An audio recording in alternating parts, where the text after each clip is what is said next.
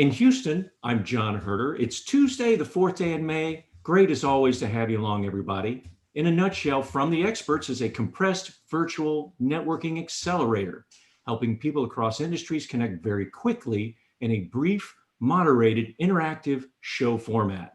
It's kind of like a TED Talk with interactive discussion. So what's in it for you? Well, our promise, if all goes well, your curiosity has sparked new ideas come to light, and you may have helped yourself and someone solve a problem, make that connection, get to the opportunity faster. Networking has never been more important to your business.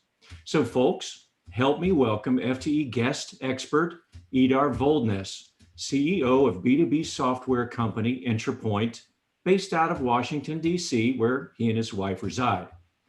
Idar spends some of his free time as president of the Norwegian American Chamber of Commerce Mid-Atlantic chapter, and that's where we met each other just over a year ago, right before the pandemic shut us all down.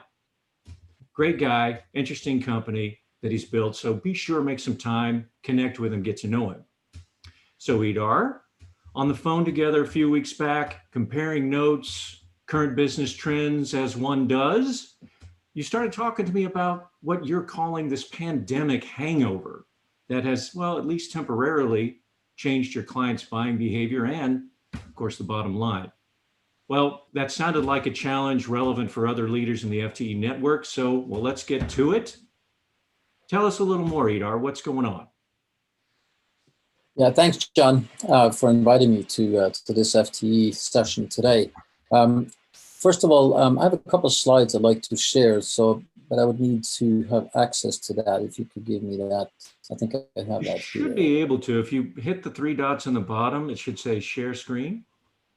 Yeah, let's see. I think it should be right here. Like so. Let's see here. What happens? Okay. You guys see me now? See that? Not yet. Let's see. There we go. There we go. Okay. Gotcha. Are you seeing the big screen or the little screen here? We got you. We got the big, no, we're seeing the little screen. You need to put it. There we go. There she goes. Okay. So, just a quick, let's see here.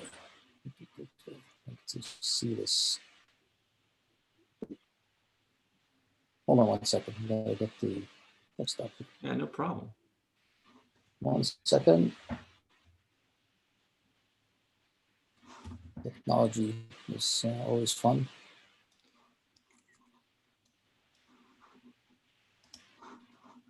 See there. There we go. And then you can put it in presentation mode and you should be good to fly. You guys seeing that now? Yeah, we're just seeing the, I think that's, we're seeing the displays. Yeah, there we go. Okay. Now, are you seeing the big screen again? We are. Roll on. Okay. All right. Perfect. So, first of all, the discussion that John mentioned is something that we've been looking at internally at IntraPoint for basically for the last 9 to 12 months, essentially. And I've called it the pandemic hangover because it seems like there are some key characteristics that are happening at least in our marketplace. And there are some questions that we have been asking ourselves, but also trying to look for answers elsewhere to see what's going on there. And these are questions like, are you struggling getting people to get off the fence, so to speak, and making decisions? And how do you speed up that process? How do you make people make the decision to go ahead and make a buying decision, essentially? And are we able to change the behavior of our prospective customers to get them to move more quickly?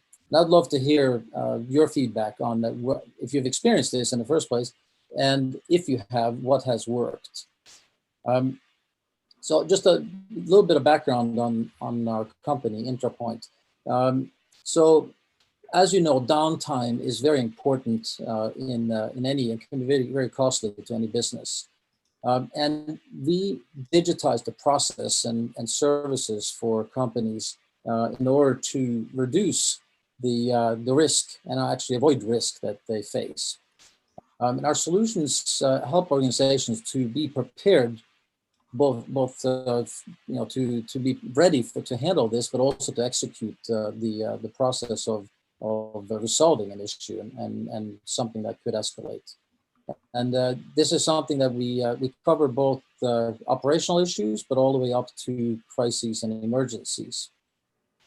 And operators of our software, they have real-time information available on their dashboards, and it gives them sort of a control tower view of the process throughout the steps that they need to take.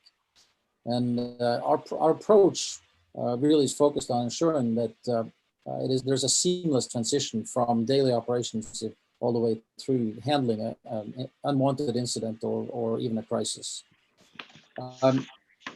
So throughout this process, of course, it's really important to collaborate with your fellow employees and even outside stakeholders, so that you can meet the moment, so to speak, with confidence. The versatility of our solutions has resulted in customers throughout a range of industries, as you can see here in some simple pictures. But we have customers like Equinor in the energy space, Icelandair, Alitalia, for instance, in the airline industry. The city of Oslo's public transportation network is also involved using our software.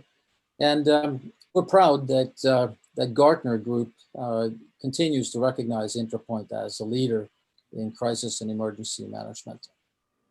Now, to the issue today, the issue at hand here. As I mentioned, we have experienced slower than normal decision-making within our customer base or prospective customers. And seems like purchasing decisions, they linger or are pushed out. They're just being delayed. I can give you a concrete example of this, something that this is the worst case actually, but still pretty kind of uniform to what we're experiencing.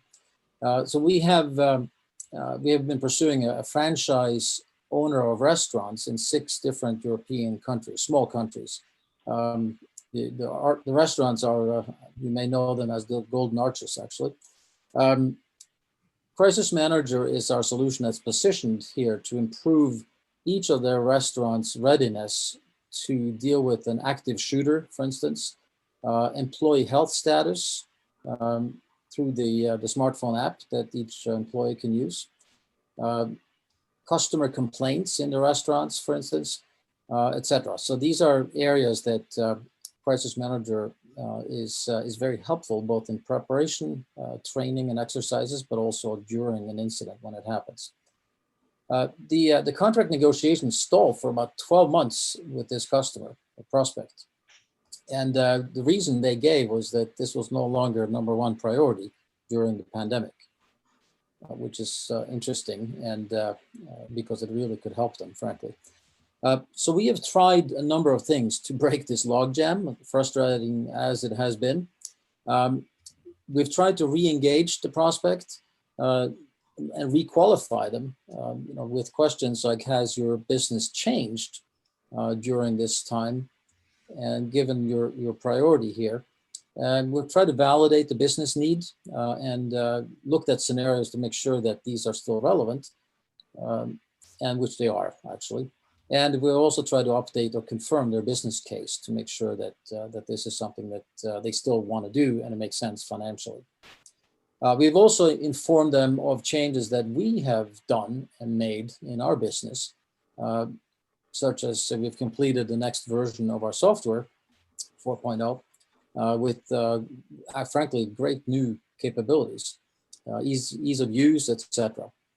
And they will likely experience a very quick impact. Our most recent customer went live 48 hours after they signed the contract, and this is an enterprise, so a cruise company actually. So it's not a simple just turn it on type of environment. We've also offered the opportunity to incentive, basically, if you can bring out your pen and sign, we can give you a discount as well. So anyway, we've tried a number of things, and we still don't have a contract. The question I have for you guys on the call today is, what strategies have worked for you during this pandemic hangover, quote unquote, and what has worked essentially in your business? I would be very curious to hear input and feedback on that. Yeah, thanks, Idar. So gang, questions or experience to share with Idar? You might have a question about his business challenge. Please bring them forward based on what you heard. Anybody, any questions based on this approach to franchise? Idar, maybe you could just summarize the challenge briefly. Hey, John, I had a question. Oh yeah, go, Paul. What is the role of this of the buyer on the prospect side? What is their job? What do they do? Well, it's actually this is the holding company for all of the restaurants we're talking about here, and this goes all the way up to the CEO actually, and COO is the main contact person that we've used. It started out actually with one of the managing directors for one of the countries in Greece. Actually, that's how the whole thing got rolling, and then it got rolled up to the corporate headquarters. Okay. And are you when you talked about negotiation and whatnot, are you dealing specifically with the CEO or as a primary contact, or would you say most of the communications has been through at the management level? Yeah, it's been at the COO level. It's been at the CEO level. Yeah. Okay. I'm jotting notes down here. He's working. Yeah, one of the things they were concerned about, just to add a little bit of detail, they were concerned about their employees having to deal with a new solution during and absorb that during the pandemic, the early days of the pandemic. And so this is something that can be, it's really an hour's worth of training and you're up and running. So it's not really all that difficult, but they saw that as an obstacle. Yeah. Any other thoughts or feedback to Idar's? Yeah, my thoughts are these people doing well financially? Because what I have noticed in this pandemic, if people are not doing well financially and they're scared, but that other person that's trying to sell them something convinces them that if you buy this or you do business with me, then you won't be in the fear that you're in now and things are going to skyrocket, then that'll motivate them to move forward. So if these people are already doing well and they're comfortable, they may not be motivated. That what I mean is the more money I'm noticing that people have during this pandemic, they're preserving their wealth.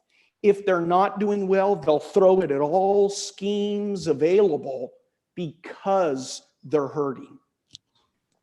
That's been my experience. Thank you, Ian. That's interesting, certainly, and I think may have affected us here, frankly.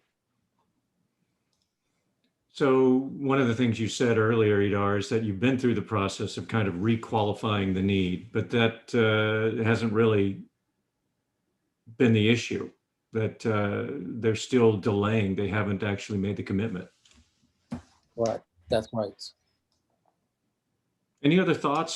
People, I know everybody's going through the same thing. Any thoughts with regards to something that Idar said that might be helpful for his situation? Yeah, this is Gregory Mosier. Hi, Idar. Nice to see your face. I'm not on the video, but that's just out of respect for everyone not to have to look at my face. But it is crisis management, so I would ask the question, not so much a statement, in regard, have you tried a risk management approach and gone through the legal counsel? Because it seems to me that you're in a non-decision mode, right? Yeah. And I'm wondering if you need to kind of shake it up and change the perspective of the problem that they're trying to solve and why it's imminent that there's risk that they need to get ahead of. Have you tried that angle to go through a different door than the COO and get more of a consensus across the CEO's team from different angles toward the problem? Hi, Greg. Great to hear your voice. I haven't talked to you in a long time. You look good. Hey, thank you. I have the Corona beard. Yeah. So actually, regarding the legal side here, we did get involved with the legal because we had the contract on the table, actually.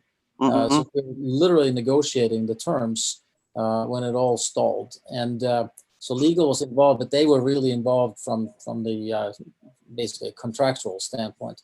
So, but that's a good point, trying to re-engage with them go through that door to see what, if anything, that can shake loose here. Good point, and thank you for that suggestion. Yeah. The reason I bring that up is because with my clients as an attorney, risk management is high on the list typically. Yeah. And it's their job to point out risks that the executive team or the management team may not see. So you need to spell that out. And if you can convert that to either brand or shareholder value or just operational risk and use numbers, it helps to articulate why it's a smart investment now rather than wait. Yeah, and I've done that with a couple of clients. Thanks, Greg. Where they pulled the trigger after they looked at it from a different perspective and from a different seat at the executive table, for what it's worth. Well, thank you, Greg. Thanks, Paul. Before we move on to the group discussion, let's, Idar and I and a couple others were talking about what else is going on. So I'm asking you guys, go ahead and take a minute to answer these questions. I think that it's pretty interesting to find out what you, the group, are facing today and how you're handling that. Meanwhile, if anybody else has other input for Idar while we're taking the poll, now's a good time. And Idar, feel free to comment on these questions as they're relevant to your business. Yeah, when we went through this process, we just also thought about what could give some additional insight into how everybody's getting through this period, and found that these questions hopefully also resonate with the group. Right. And so, you know, we're all owning our own businesses, we're all facing them. So we'll see what the group says here.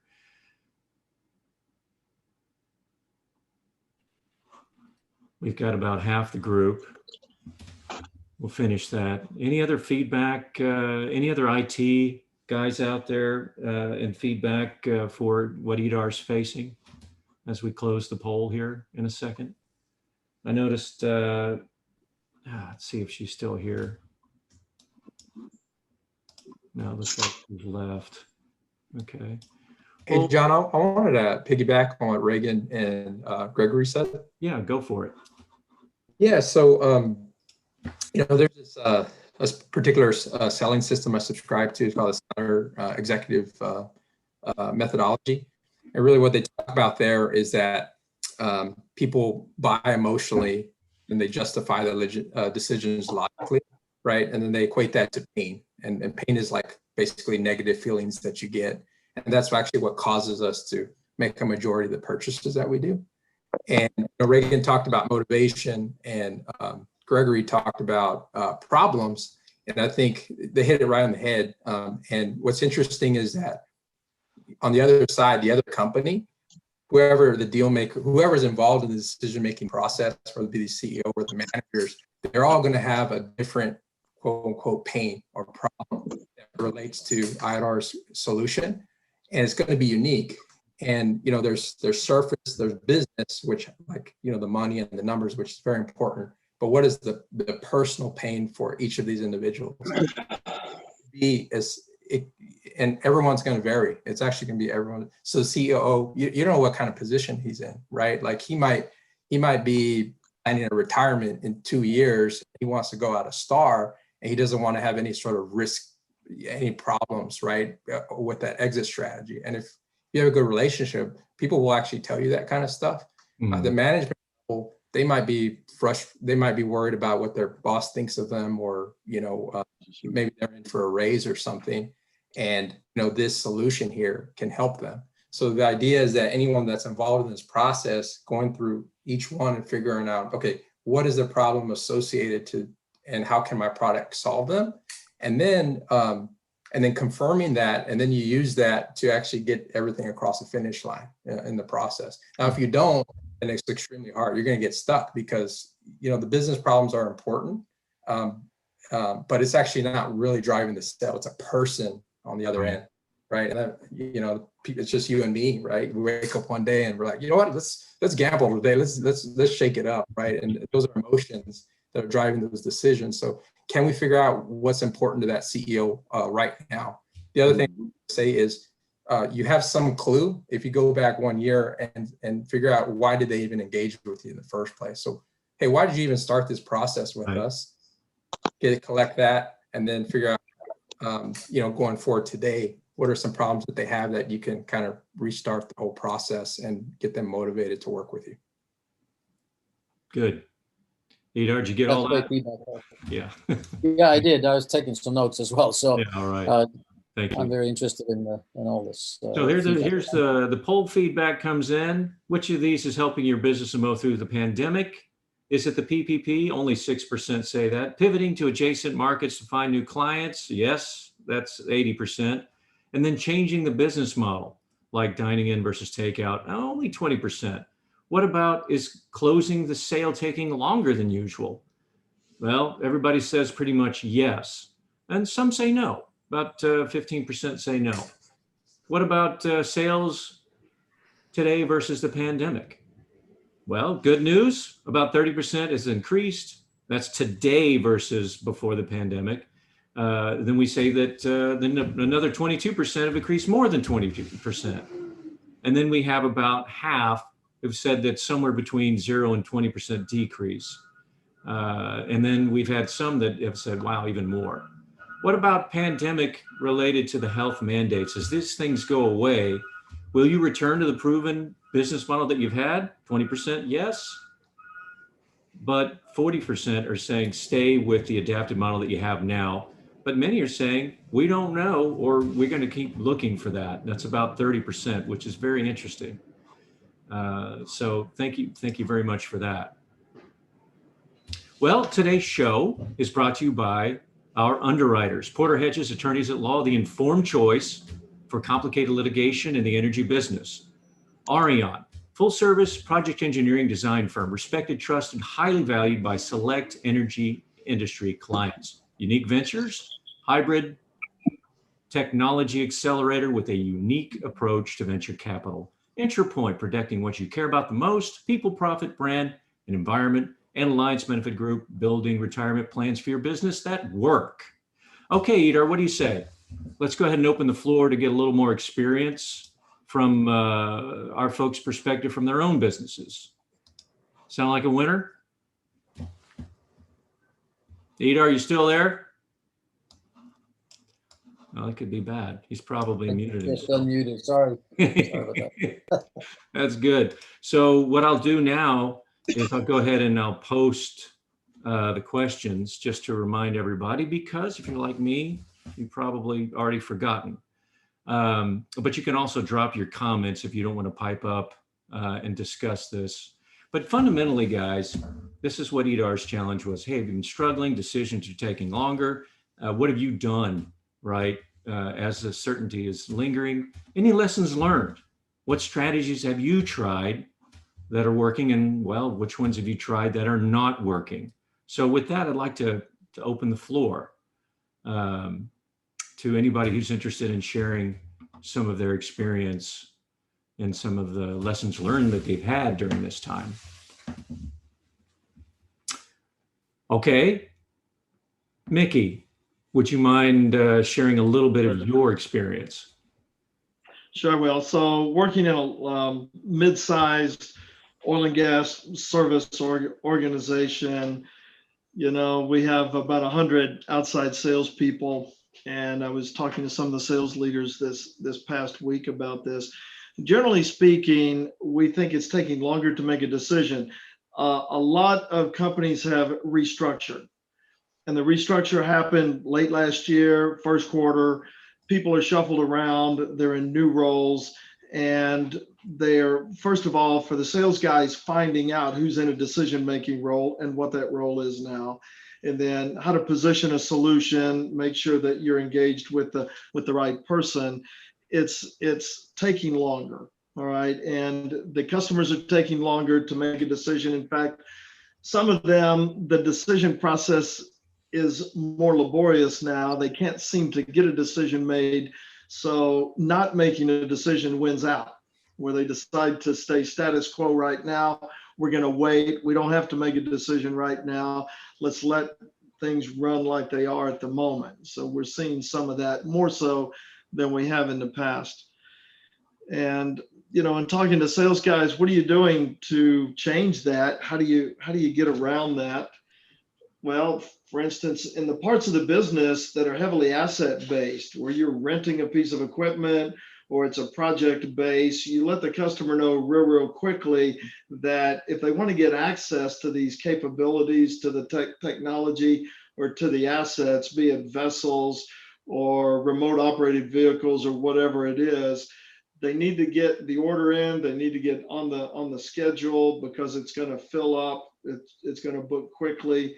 And so sometimes you can use that, not really to pressure them, but help them understand that they need to make a decision, because speed is really important in this sales piece. All right. Time kills all deals. Right. And speed is really important. You got to get the decision made, get things going. And so you want to be as easy to do business with as you can. Make it easy on the customer to get an order placed, make a decision, be there when they need you, that kind of thing. A lot of them fundamentals, a lot of them things you need to do, and we have done to be successful in a sales role.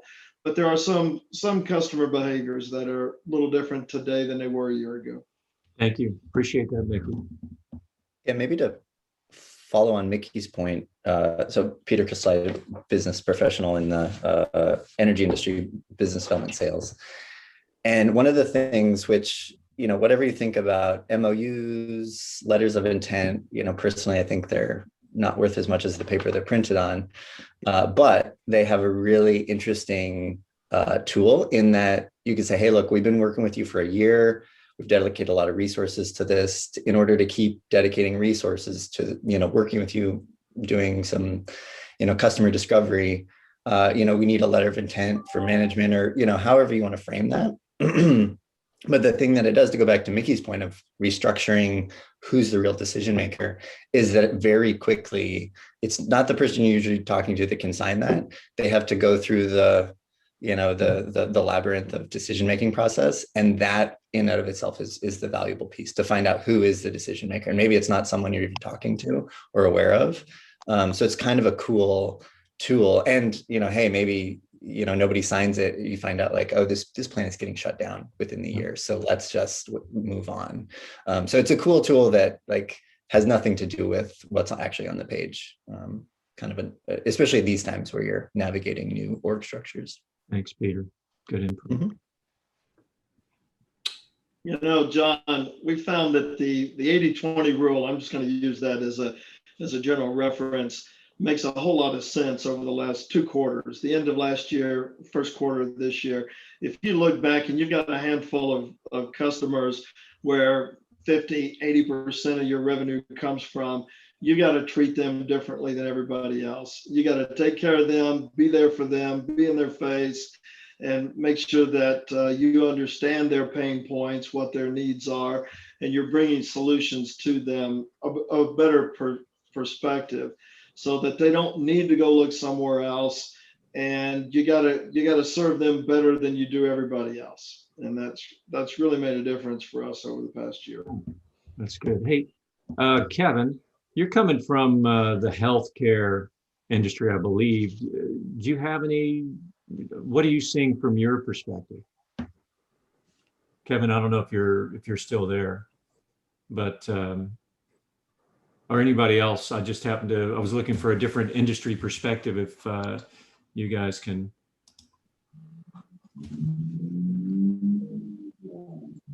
Mickey, just a comment while we wait for Yeah. that type of response. I think that your point is extremely valuable and correct.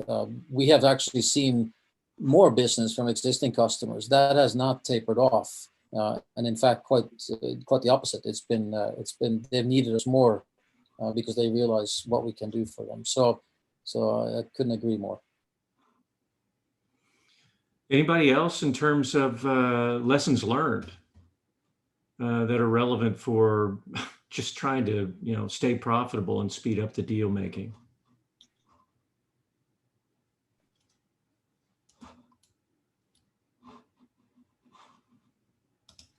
Nobody feeling? I guess I could say I'm in oil and gas as well, in the engineering services consulting side of the fence. We've seen similar, but similar to you, Mickey, but it's kind of crossed into from them not making decisions because of reorganizing. Now they don't want to spend any money, when seemingly the revenue stream should be fine. Oil's where it is, gas is where it is. Volumes are still what they are, but where's the revenue going? Why are they not spending money?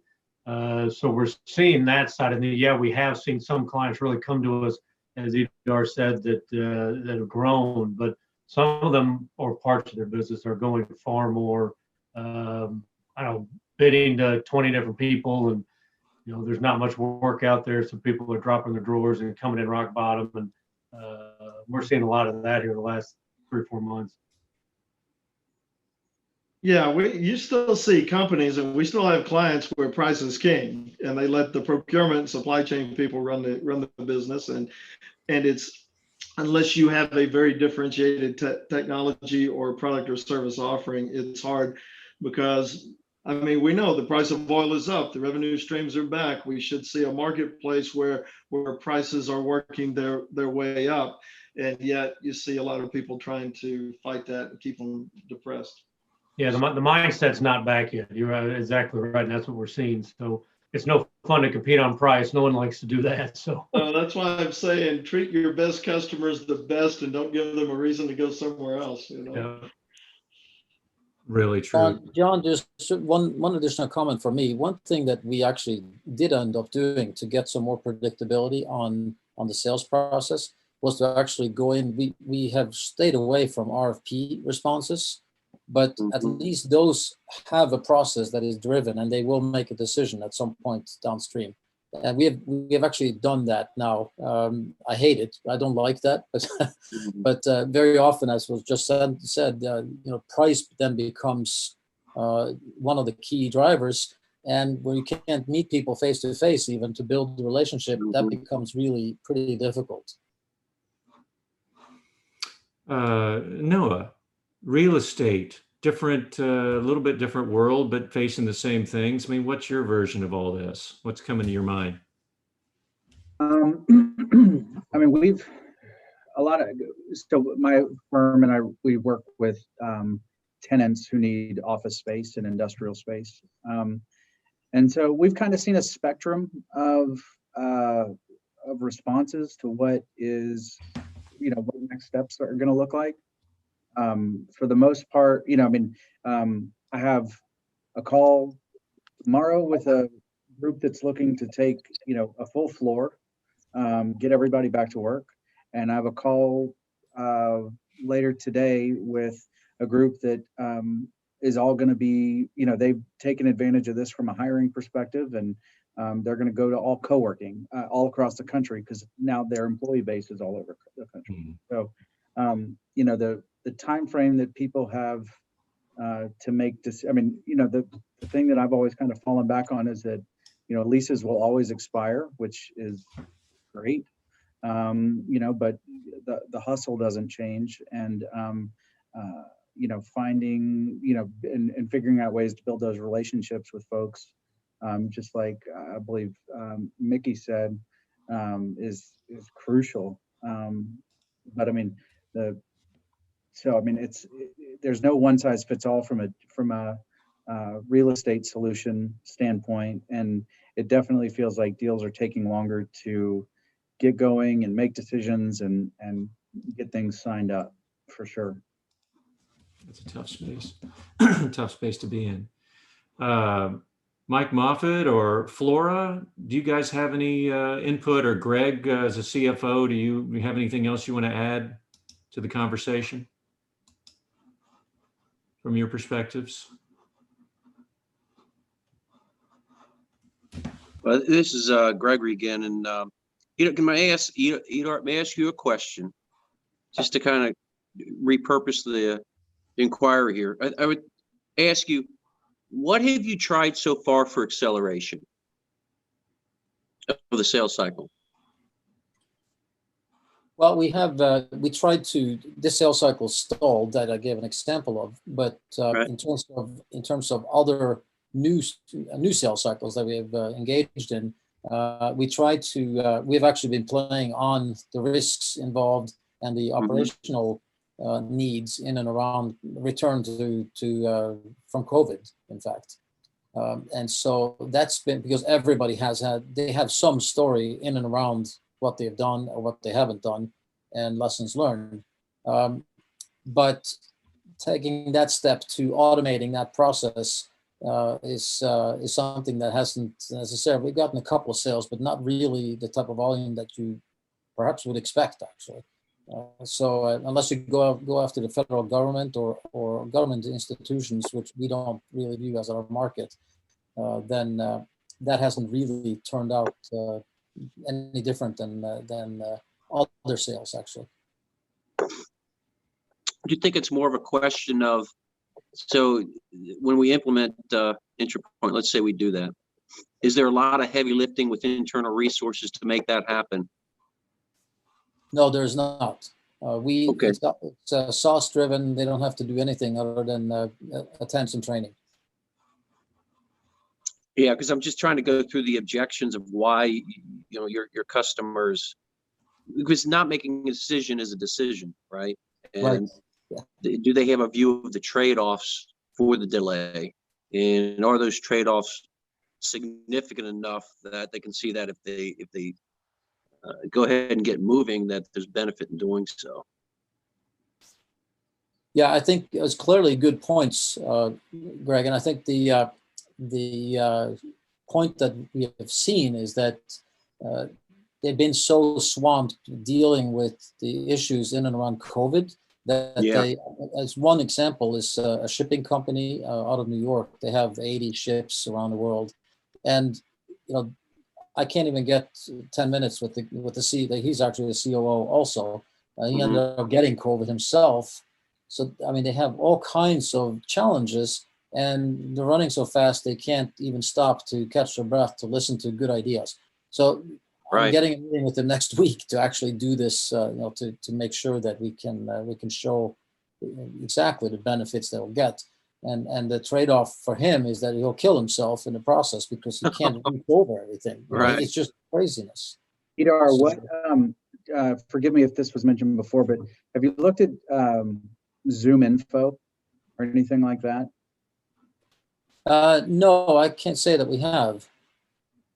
So it's a sales tool that we use, and you go onto a website and you click on the icon in Chrome, and it gives you the names and the phone numbers of people, and the latest version even includes their cell phone numbers.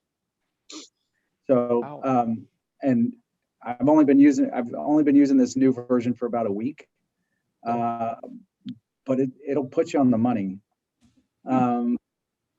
and hopefully nobody else is a real estate broker on this call. The sharing platform here. Yeah, damn it. But it's not cheap, but I mean, you figure if you make get a deal out of it. I mean, now that everybody's out of the office, it's a matter of finding them. And so if you can, so I don't have as much holdback of calling somebody on their cell phone these days. Yeah. So, Hey, you know, guys. if they call them, I won't, but Right.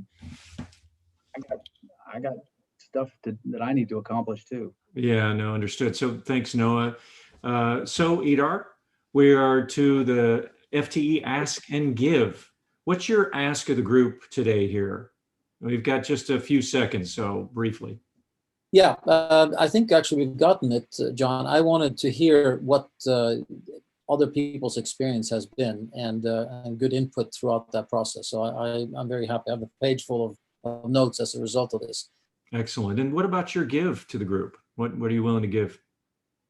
So I am in risk management, crisis management, and I'm happy to, if you or somebody you know has needs in around that, I'm happy to spend a few minutes with you to explore and find some alternative venues and avenues that you can take. Excellent. Thanks for that. So everybody, how was the discussion in networking today? The FTE post show notes will hit your email later today. So take 30 seconds to go ahead and answer the survey in order to get your copy of everybody's contact information that attended today. You'll also find links to FTE videos, podcasts from previous shows. And of course, FTE belongs to you. It's your community and networking platform. So don't forget to follow up with each other, connect those dots after the meeting. And by the way, if you know somebody working on an innovative next generation idea, technology, business models, we want to share that challenge. If you had a good experience, share it. Share FTE, build a community with others that you want to network with. Forward our newsletters, invite your connections to our events. Well, folks, we're out of time. Be sure and join us for our next events. May 18th, it's about bringing employees back to the workplace as COVID-19 restrictions are lifting.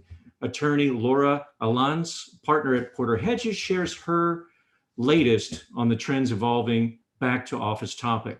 And then June 2nd is a classic roundtable networking session comparing market trends, leads, and needs. Invite your colleagues who you want to get to know better, because we know networking has never been more important for your business. So add it to your calendar.